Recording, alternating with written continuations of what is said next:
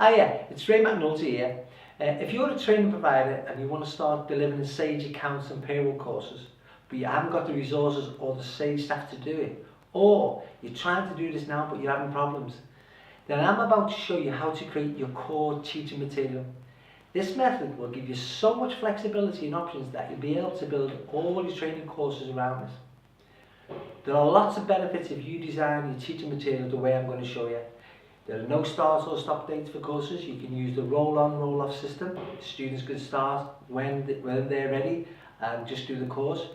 You can teach combined classes of accounts and payroll at the same time. You can teach up to 20 people, all at different stages. You can even customize courses for students' specific needs. So the point of this video is to show you how I created the core teaching material that I use in all my Sage courses today, and how you can use the same system to create your own courses. I'm going to show you what I believe to be the easiest to use Sage training manual in the world. I wanted to create teaching material that would pass my acid test, and to do this it has to be so easy that the students don't need a tutor, but there must always be one to help if necessary. It's got to be really simple, step by step. Anyone, even if you've never used a computer before, should be able to use Sage and Accounts Payroll after these courses. It's for the complete novice or right across to the accounts expert, and students need to have full control over what and how fast they learn. Now, with my exam success rates at 98%, I know it's passed my acid test. So first, let me show you how this manual has been put together. Okay, so let's have a look at one of the training manuals that I use to deliver all my Sage courses. In this book there are 3 projects, and each project takes the student through the process of transferring either a complete set of manual accounts or a manual payroll system onto a computerized system. So let's have a look at the first project called Ratio. This section here explains what the student's about to do, which in this case is to transfer all the manual bookkeeping accounts onto a computerized system. Now I've broken the whole book down into small bite-sized chunks of learning that I call units. There are over 30 units, but let's just have a look at unit 22. Each unit has the same format. They've got the intro, the how-to and the review. First there is the intro, and for teaching purposes I call this the You Are About To section. This gives the unit number and explains the tasks the student is going to carry out. It also introduces new terminology.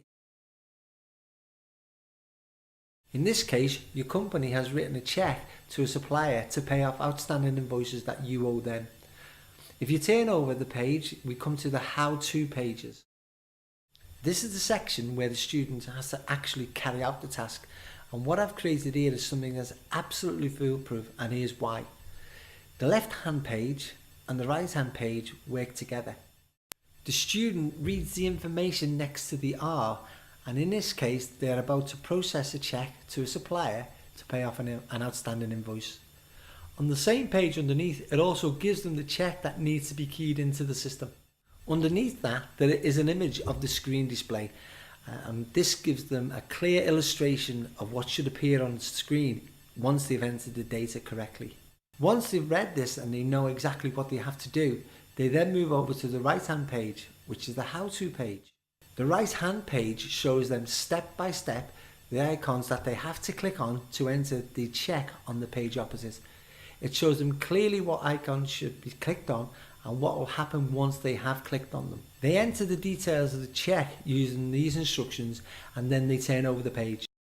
Using the same system of reading next to the R, they are instructed that they've got 2 more checks to pay to 2 more suppliers, and these are shown underneath.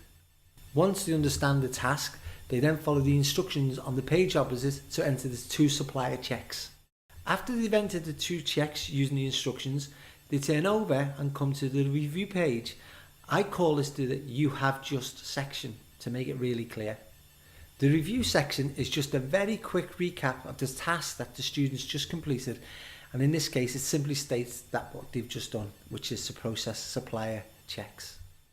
This gives students an opportunity to think about or reflect on what they've just done. The system of small units helps to build up the knowledge and expertise 1 unit at a time. They go through the whole Ratio project with its high level of help and guidance, but as they work through the other 2 projects, They get less and less help until they're working totally independent without any help at all. I mentioned why that you don't want to have a tutor leading the class, and it's so important. So let me explain. I went on a SAGE training course that was led by the tutor. He stood at the front of the group, introduced the topic, and then told us what to click on step by step. Now the problem with this was that the tutor could only go as fast as the slowest learner. So the quick learners were left sitting there twiddling their thumbs and not much fun after a couple of hours. And it's not good for the slow learners either, because after a while they realised they were holding everybody back, so they became self-conscious and nervous. So tutor-led teaching works for some courses, but it doesn't work for this type of practical hands-on class. You need a system that can accommodate a diverse range of abilities at the same time, and this type of material will do just that. You must have the resources and systems in place before you try and deliver SAGE courses. Okay. In the second video, I'm going to show you what I call my get out of jail card. You must definitely have this at hand so your organisation can deliver hassle-free SAGE training. If you don't have this, it could mean you've got angry students, you may have to cancel classes, you'll lose students. This get out of jail card will prevent all that. It's a must, so keep checking your email for my next video and I'll explain exactly what this is. Now, in closing with this video, it'd be really great if you could provide me with some feedback. It'll only take you a couple of minutes. So you just click on the link below and give me your feedback. I can assure you I'll read every single comment, and where possible I'll act upon it. I'll even let you know by email what I intend to do about it. So please leave a comment and I'll get back to you, and do watch out for the next email. Thank you.